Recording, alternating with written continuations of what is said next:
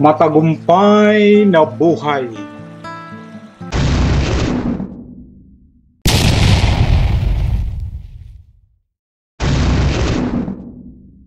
So thank you for coming. Ano po?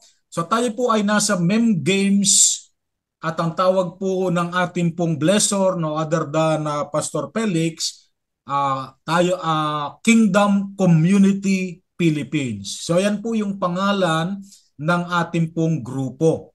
So yung mga meron pong gustong mag-bless po sa atin, minabuti po nating gumawa ng guidelines para maging blessing naman tayo sa ating pong blessor. Kaya kailangan po muna nating maunawaan sa ngayon, no? Nakakatuwa nga po, nag-i-invite pa lang tayo, ang tanong kagad withdrawal, di ba? Ang tanong kagad income. So ang papairalin po muna natin ngayon yung ating pong belief system. Ano po? Belief system. Paano ba yung belief system na yan? Number one, kailangan po nating maniwala sa Panginoong Yesus. Amen po ba?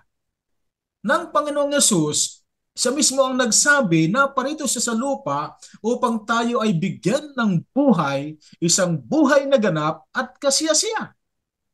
Maniwala po muna tayo sa Panginoong Diyos na ang bansang Pilipinas ay tinawag niya at gagawin niyang instrumento sa huling panahon na makapag-evangelize ng mga bansa na nakapaligid po sa atin o sa buong mundo. So paniwalaan po muna natin ito. So, kung minsan po, kapag naniwala na tayo dyan, for example, yung transferring of wealth ng mga hindi mananampalataya to the mananampalataya, at pinaniwalaan natin, kaya lang pag pinairal natin yung ating pag-analyze, yung ating pag-iisip, makukultang isip natin, paano matatransfer yung kayamanan ng mga hindi mananampalataya sa mga mananampalataya? Papayag ba yung hindi mananampalataya na ibigay sa atin ang kanilang kayamanan? Pero word of God po yun eh. Isaiah chapter 45 po yun eh. So ibig sabihin, maniwala lang tayo sa Panginoon, yung hindi kaya ng ating kaisipan, kasi ang kanyang kaisipan mas mataas sa kaisipan natin, yung kanyang plano mas mataas sa plano natin, may kaparaanan siya. Kaya ang tawag po namin ni Bishop Chris dito po sa nangyayari sa atin ngayon na to, ay divine connection. Hindi natin hinanap, hindi natin pinagpilitan, hindi namin kilala dati si Pastor Felix, pero umiiyak ang taong ito, hindi makatulog. At sinanalangin bago matulog sa gabi na gisingin pa ng Lord bukas dahil ang sabi niya, kailangan pa ako ng mga pastor na Pilipino. So ibig sabihin, kilos ng Diyos. Paniwalaan po natin, gumagawa ang Diyos. Hindi papayag ang Diyos na hindi mangyari ang kanyang plano sa ating buhay, sa ating ministry. Hindi papayag ang Diyos na mananatili ka sa kahirapan. Mananatili ka dyan sa hirap ng buhay. Hindi man papayag ang Diyos. Believe in Christ, mga kapatid. Yun po ang number one. Sigurado, kaya ang sabi ni Pastor Felix sa atin, ang mga isasama ninyo ay yung mga talagang mahal ng Diyos. Ibig sabihin talagang nagtitiwala sa Panginoong Diyos. Yun po ang number one, mga kapatid. Ano po? Dito po sa 337 na nasa sumpu natin. Ano po? Then, pangalawa po, maniwala tayo sa company. Yan po yung instrumento eh. Yan po yung magiging daan eh para mangyari. Kasi hindi po magikero ang Panginoong Yesus eh. Hindi po magikero ang Diyos eh.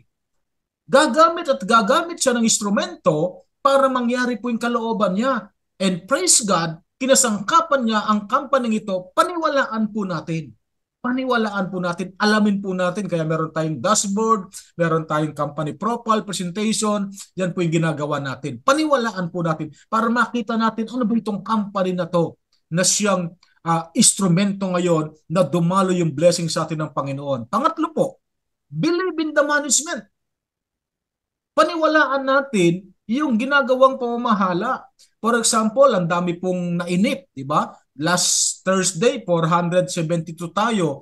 Ngayon po, 337 pa lang ang pinakamataas yata. Bakit? Maraming nainip kasi nasaan yung account ko? O niregister na nyo ako. Bakit wala namang dumating? O gusto ko nang mag-click, wala naman akong account. Believe in the management. May ginagawa sila, nagpupuyat sila, nagpapagal sila. Ito, nung kami po in-updates nung nakaraang Martes ni Pastor Felix, so meron palang konting inayos doon sa mga computer.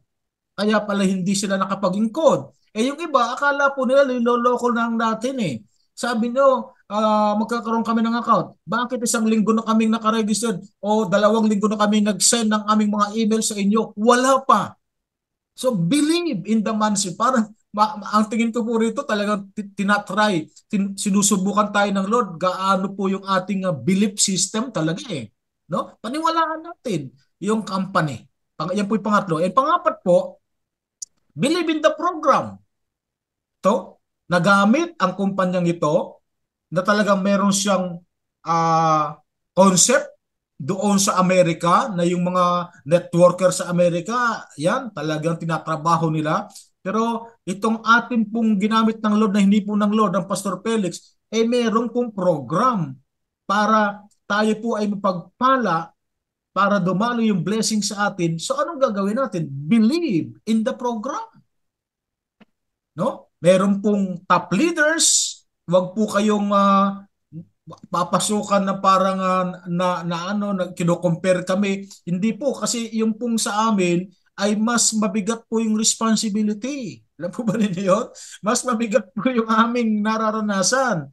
So, sabi nga, mas masarap yung receiver ka lang na simple. Receive ka lang eh. Gawin mo lang yung task, simple-simple lang. Eh di, kami po, ganun din naman ang ginagawa namin. Kaya lang, nasa isip namin ang buong program. Nasa isip namin ang operation ng buong program. Hindi lang kami accountable sa Diyos, accountable kami sa blessor natin. Kaya po, tayo pong lahat ay magkaisa, paniwalaan natin na ang program na to ay magagamit po ng maayos sa ating pong buhay, sa ating pamilya at sa ating ministry. Then panlima, kung okay ka na dyan, naniniwala ka sa Panginoong Yesus, naniniwala ka na sa company, naniniwala ka sa management at sa kanyang programa, aba, paniwalaan mo naman ang iyong sarili.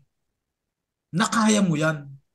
Paniwalaan mo naman ang iyong sarili na yung ibibigay na task sa'yo, kaya mo yan. Ang sabi ni Pastor Felix, even 5 years old na bata, kaya po yung mga task na pinapagawa. Medyo sa amin lang po na sa top leader, lalo na kami dalawa ni Bishop Chris, ay meron lang pong medyo requirement na mas mabigat po sa inyo. Ganun lang po yun. But tayo pong lahat, paniwalaan natin ang ating sarili. Sabi ni Bishop Chris, this is the year of acceleration. Naiaangat na talaga tayo ng Lord. Pero kapag puro, sabi ni Bishop Chris, pag puro doubt pa rin tayo, paano? Madidelay po yung blessing. Madidelay po.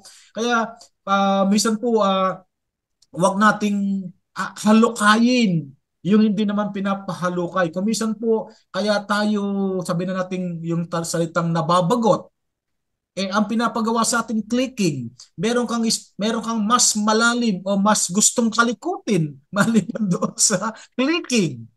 Ganun po, nagkakaroon tayo ng konting delay po, nagkakaroon tayo ng problema. Kung ano po, doon lang muna tayo kung ano po yung pinapagawa sa atin. Kaya kung okay na po ang ating belief system, ito po, puntahan po natin ito. So tayo po ay isang koponan, isang team. Isang team, dapat po ay talagang united at ang kahulugan po natin dyan, together, everyone achieves more. Team. Yan po ang kahulugan ng team natin. So, dito po sa Men Games, Kingdom Community, kung tayo po ay team, kailangan meron po tayong strategy, meron tayong teamwork para managumpay tayo. Kapag ang isang team kanya-kanya, hindi tayo magtatagumpay, di po ba? So, kailangan po natin kaya gumawa po tayo ng guidelines. Pero by the way, ito po ang ating pong CEO, ang Sir Eric. Ano po? Yan po yung may-ari ng company. At yan po ay hindi lamang millionaire ayon po kay Pastor Felix, kundi billionaire na po yan in US dollars. Ano po? At yan po ay 32 years na pong kasama ng ating blessor na si Pastor Felix. Ayan po ang Pastor Felix. Yan tawag po sa kanya sa Amerika, Pastor Felix po talaga. And Mr. Asap. Although nung pong Tuesday, siya po yung nag-confess sa amin, I'm not a pastor. Opo, bakit po mga kamanggagawa? Eh ba't tinatawag natin pastor? Ganun naman po talaga, di ba? Nakalimutan natin yung sa Ephesians chapter 4 verse 11 na ang tinawag ng Lord para maglingkod sa Kanya, hindi lang pastor. 5 ministry po yon, from the apostle, prophet, evangelist, pastor, and teacher. So, minsan nakala natin ang mga lingkod lang ng Diyos, yung mga pastor. Kaya sabi na, I'm not a pastor. Pero ang laki po ng bahagi niya sa kingdom of God. Ang laki po ng bahagi niya sa body of Christ. And purpose po ng fivefold ministry is to strengthen, palawakin, palakasin ang body of Christ. So ang taong ito, lingkod ng Diyos. Hindi nga lang siya, sabi niya, I'm not a pastor, pero nagpipreach po siya sa mga kongregasyon at ang dami po niyang tinutulungan. No? Sabi ko nga kay Bishop Chris, ganyan po. Kasi po, yung akala natin na lingkod ng Diyos na pastor lang, akita niyo yung daliri natin, ito yan apostle, prophet, yung pinakamataas na daliri, evangelist, then yung pastor po, mesing-sing. Yung pastor po kasi, kapag pastor ka, nakatali ka. Nakatali ka sa yung kongregasyon. No? Then si teacher, pinakamaliit, wag nating maliitin yan. Pumapasok po yan sa mga butas-butas. Nagtuturo po yan para ilagay sa mga puso natin, sa kaisipan natin ng mga word of God. Pero ito pong hindi pastor sa 5 fivefold minister, yan po ay lumilibot, yan po ay gumagawa, ginagamit ng Panginoon ng malakasan.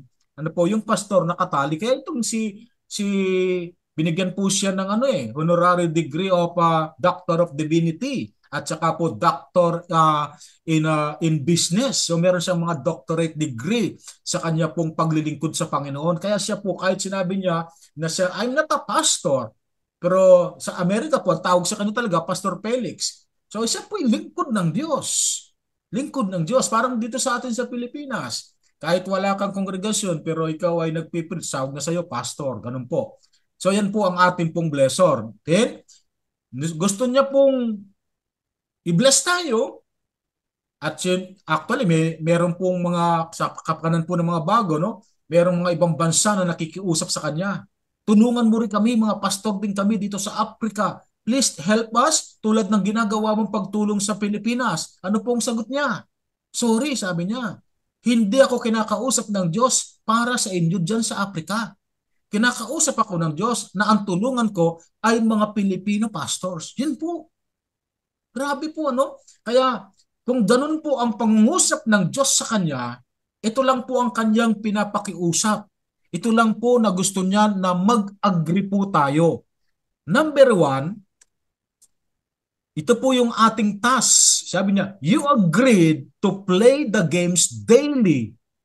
Failure or miss to play the games, no, will result in revoking of your account.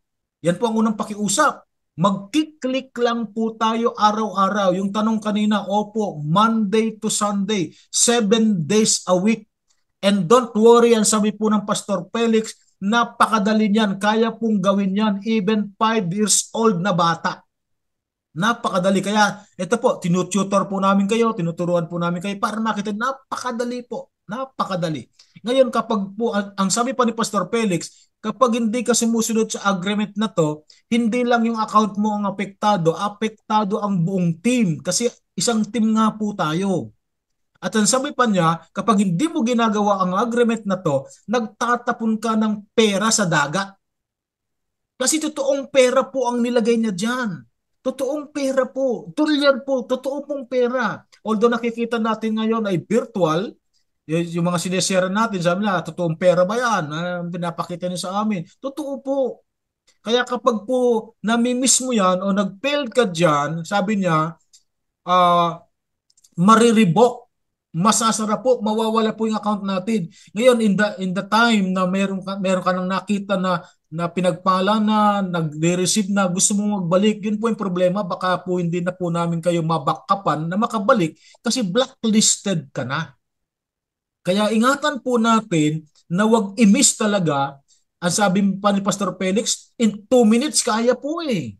Kanya po, napakadali. Kaya lang po mahirapan tayo siguro sa umpisa dahil di natin kabisado. Kaya nandito po kami para ituro sa inyo yung pangunahin. Pangalawa po, na gusto niya na mag-agree tayo, you agree to never change the username and password of your account. Wala pong palitan ng password. Yan po yung kanyang pakiusap sa atin. Walang palitan ng password at username. Kaya yung pong mga, okay po, pinakita na po ni Director Nap kanina, yun po yung ating account. Okay po, nabubuksan-buksan mong ganon, pero pigilan mong sarili mo na kalikutin yung username sa yung password. Opo, kasi po ay yun po yung number one o pangalawa na pinapakiusap sa atin ng ating pong blessor. Okay, dalawa lang po. So para makasiguro tayo na itong dalawa na to ay magawa natin at maliban po sa dalawa na yan, wala na pong pinapagawa.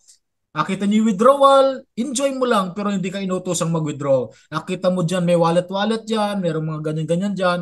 Ano po, dalawa lang po pinapagawa sa atin. Ano po? Mag-click lang at huwag papalitan ng username at password. Kaya po gumawa tayo ng guidelines bilang team. Together, everyone achieve more. Gumawa tayo ng guidelines. Ang number one po natin na guidelines, no, number one po, at tatawagin nating teamwork. Kailangan po may pagkakaisa tayo. Kailangan po iisa ang kilos natin. Kailangan po nagkakaunawaan tayo. Teamwork, 1 plus 1 equals 3.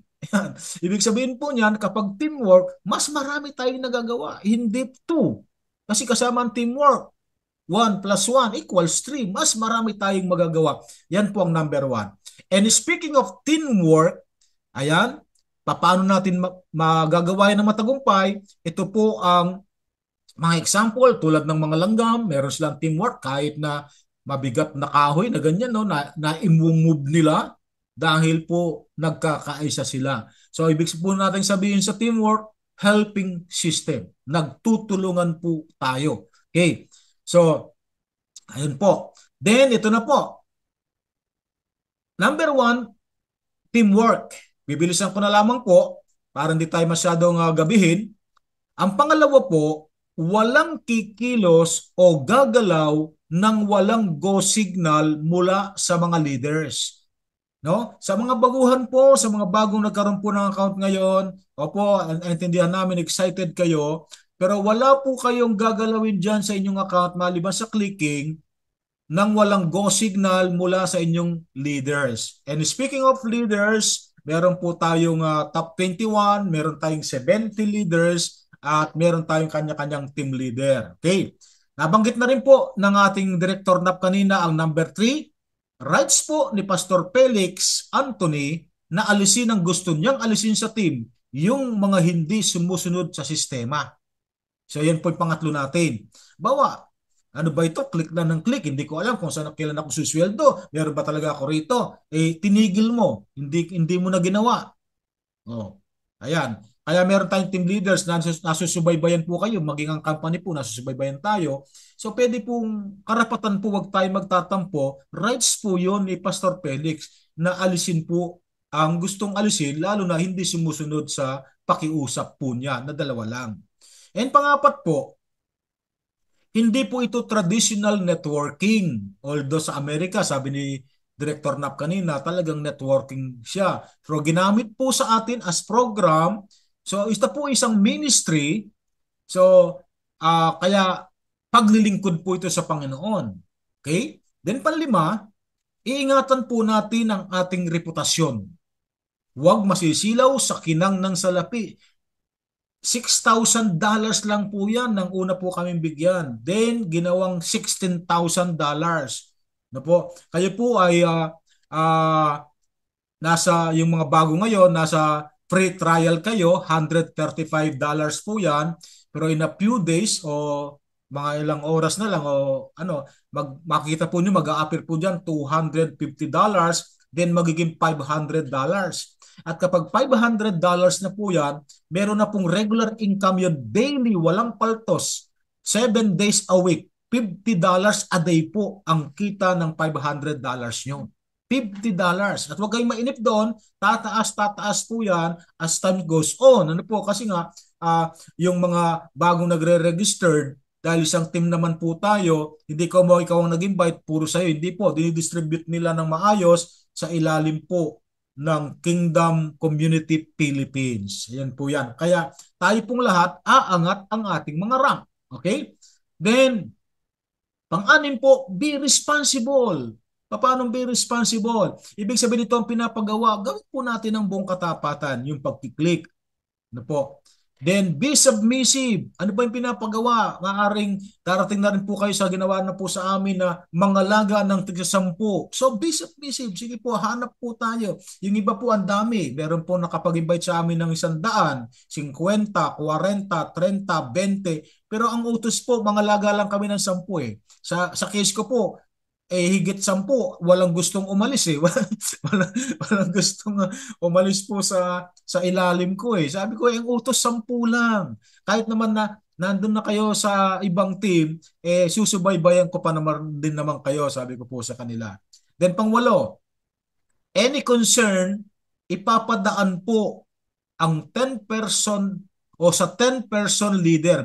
Bawat 10 katao po, mayroong team leader tayo. So ano man po yung concern mo, ano man po yung tanong mo, huwag kang didiretso kay Bishop Chris, kay Doc Dan, kay Director Nap. Sino ba yung team leader mo? Kaya mahalaga na alam mong meron kang kasamang 10, 11 kayo, pati team leader. Yun po ang tanungan nyo, yung team leader nyo na yun. Any concern? Para po hindi matabunan kasi kami po, halimbawa, ako, tanong kayo ng tanong, merong mahalagang pinapagawa pala sa akin, siyempre entertain ko kayo hanggang maubos yung time ko doon, yung mahalagang pinapagawa ni Pastor Felix, nakalimutan na, madidelay po tayo. Kaya para po hindi tayo madelay, gawin natin ang protocol, 10 person team, then merong isang team leader doon. Okay. Pang siyam po, unawaing mabuti ang programa. Ito po ang programa natin. Ito pong ginagawang na ito, nakpakiklik natin. No? At meron po tayong 10 by 10 rules or system. Yun nga po. Bawat isa sa atin, maliban sa pagkiklik, ay mangangalaga, magmomonitor, mangongomusta ng 10 katao araw-araw kung nagagawa ba nila yung ginagawa nating pagkiklik. Ganun lang po kadali yun.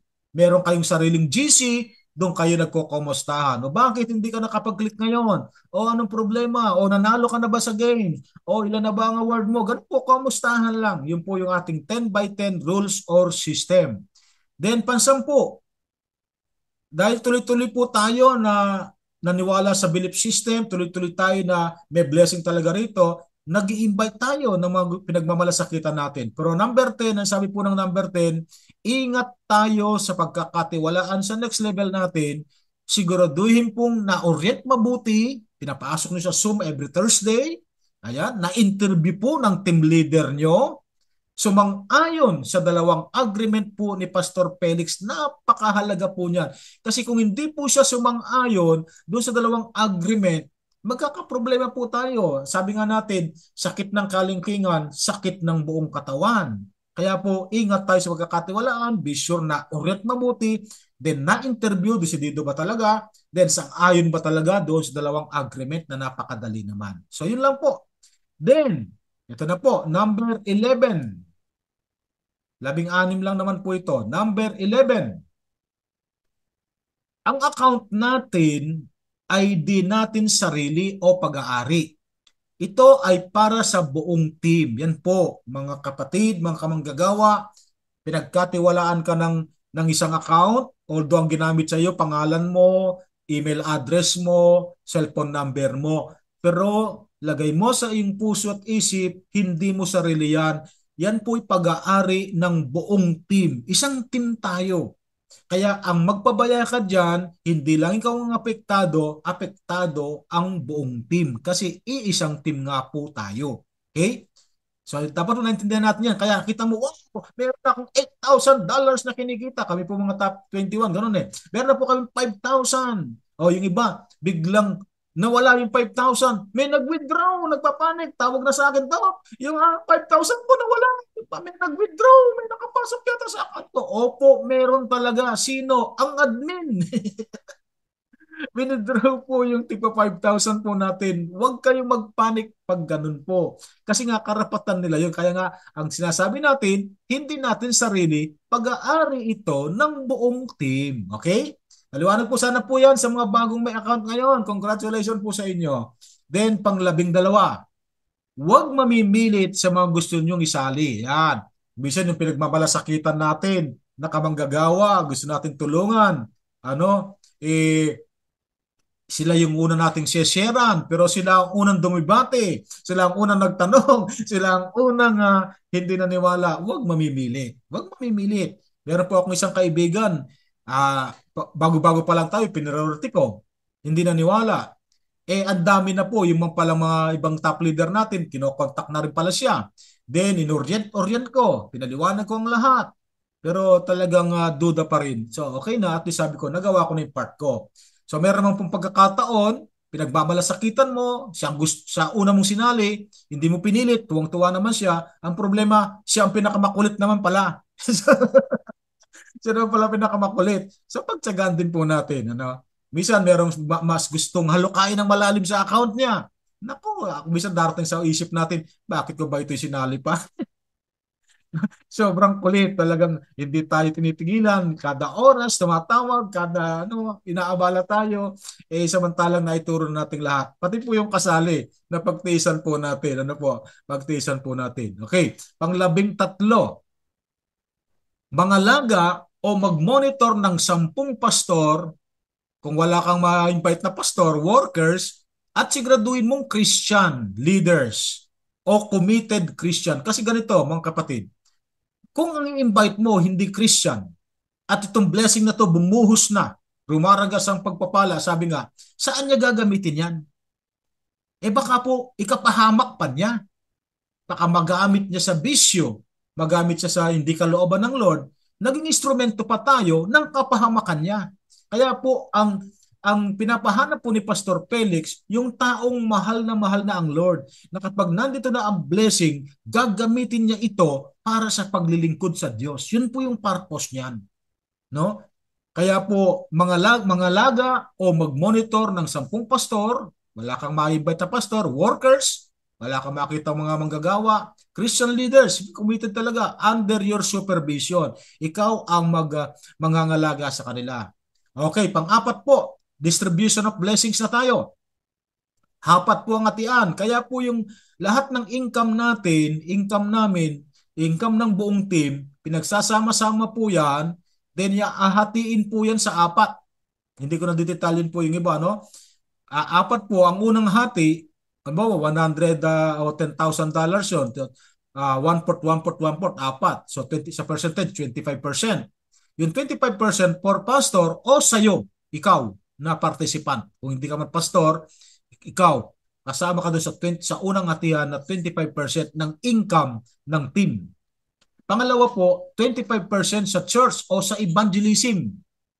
Yan. No? Then pangatlo po, para sa new member. Yung income natin na yan, nung kami ang unang sumali, mga top leaders po, malaking pera po ang ginastos ni Pastor Felix diyan. Nasa $700,000 na po, close to 1 million na po. Talagang sacrifice sa part niya. Ngayon lumalaki na po tayo, kapag po nagkaroon na ng hatian, si Pastor Felix hindi na rin siya maglalabas, yung 25% gagamitin po sa mga bagong sasali na na-invite natin para hindi na rin po sila maglabas ng pera sa bulsa nila. Okay? Then yung another 25 po ay para sa community.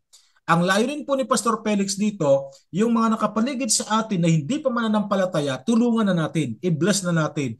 Ang sinasabi po niya, they are potential believers. Sila ngayon hindi pa dumadalo ng pananambahan, sabi niya, pero tulungan na natin. Darating ang araw, nakakilala sa Panginoon yan, so they are potential believers. Yun po yung hatian ng blessing. Then panlabinlima, gumawa ng GC kasama ang team leader mo o 10 pastors o Christian workers na inaalagaan mo. Isama ang immediate top leader mo o team leader mo. Ano pong ibig natin sabihin dyan? Kapag po may 10 na kayo, pang-11 ka, gumawa ka ng GC. No? Then, kung ikaw yung team leader, isasama mo yung immediate na nag-invite sa iyo o leader mo, baka kasama yun sa top leaders ng Pilipinas, isama mo doon. Siya lang. Huwag mo isasama yung ibang top leaders. Siya lang. Parang immediate leader lang. Para monitor din kayo. Kasi kung ikaw ang team leader ng 10 kataong nasa ilalim mo, merong nagmo-monitor sa iyo. Sino yon? Yung top leader mo. For example, ako, meron akong 10. Yung 10 ko, pinag-create natin ng kanya-kanyang GC. So, meron silang 10 kataong aalagaan. So, 10 kagad na GC, inad ako ng 10 ko. Kaya ang dami kong GC, iba po yung GC ng top leaders. Ganun po. Okay? Then, panglabing-anim. Panlabing-anim. Buong tapat na gawin ang ating pong task. Ano yon? Mag-click araw-araw at pangangalaga ng 10 katao sa ilalim po natin. So, yun lang po. Ano po, lagi po niyong babalik-balikan itong ating pong team guidelines na to. Dito po nakasalalay ang ating pong tagumpay, mga ka-kingdom community dito po sa Pilipinas. At sa ibabaw po ng lahat ng yan, gawin natin yung kahulugan ng Mr. Asap ni Pastor Felix. Ang kahulugan pala noon ay say a prayer always. Asap. So sa ibabaw po nito, excited tayo, pero huwag kakalimutang mag-pray, mag-pray, mag-pray, at disiplina na sundin po yung dalawang task lang naman. So thank you very much po. God is with us because He is our Emmanuel. God bless you. God bless you.